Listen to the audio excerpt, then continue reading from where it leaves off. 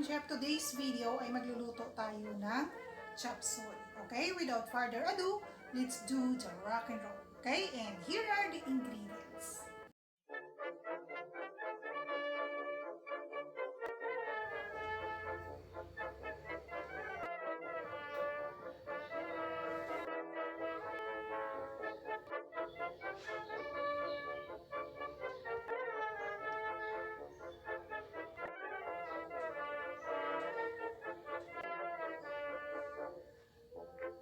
Going to do next ka-friend chef, sa isang preheated pan, maglalagay tayo ng cooking oil. Ayan. And then after that, idagdag at isutay natin yung ating garlic.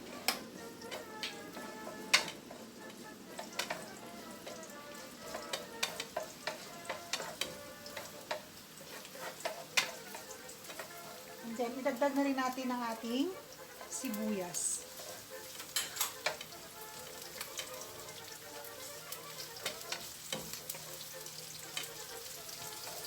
After that, pwede na natin idagdag ang ating pork.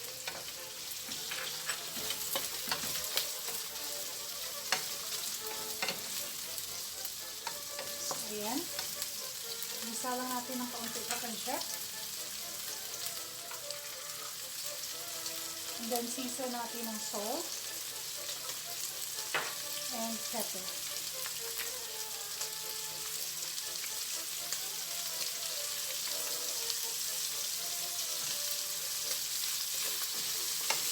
So, ayan na siya ka-friend chef. Igisa na lang natin siya hanggang sa maging golden brown yung ating pork. Balikan natin siya later ka-friend chef.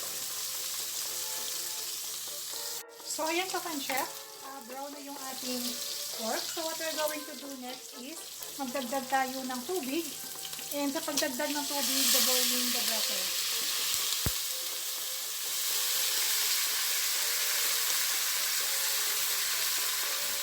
Ayan. So,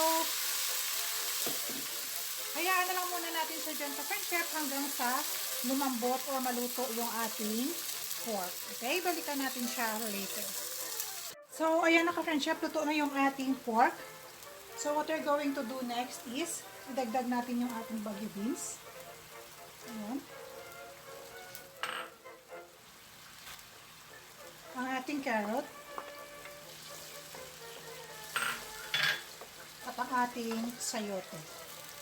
Okay, so, hayaan na lang muna natin sa dyan ka-friend chef hanggang sa maging half-cook yung ating vegetables. So, huwag hayaang ma-overcook ang ating vegetables ka-friend chef kasi masarap siya kainin kapag meron pang crisp yung ating vegetables. So, balikan natin siya later ka-friend chef. Ka-friend chef, half-cook na yung ating vegetables. So, what we're going to do next is idagdag natin yung ating bell pepper. Ayan. At saka ang ating repolyo. Ayan. Mix lang natin very well.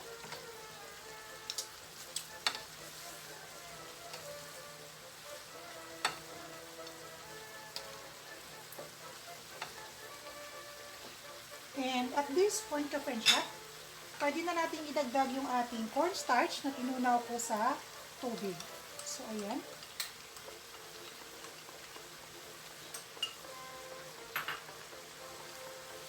Mix lang natin ulit.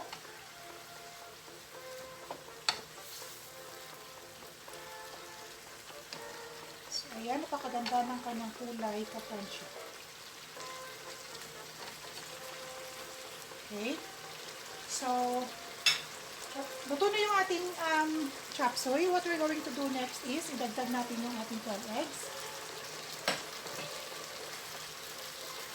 Ayan.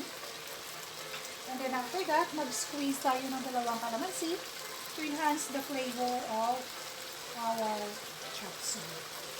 Okay? So, ayan na siya ka-friend chef. Luto na yung ating chop suey. Ready for serving na siya.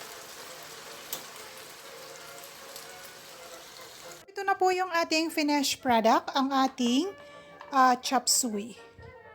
Okay? So, ayan na po siya ka-friend chef.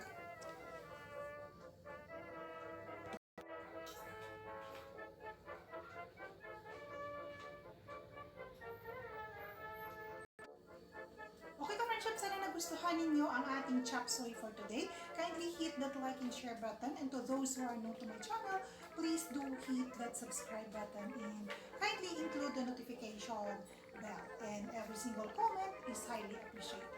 Okay, once again, this is Toto Mira at your service. Always remember, it's not what we have in life, but who we have in our lives that matters. Okay, ka-friendship, thank you very much for watching. See you on my next video. God bless us all. Bye-bye!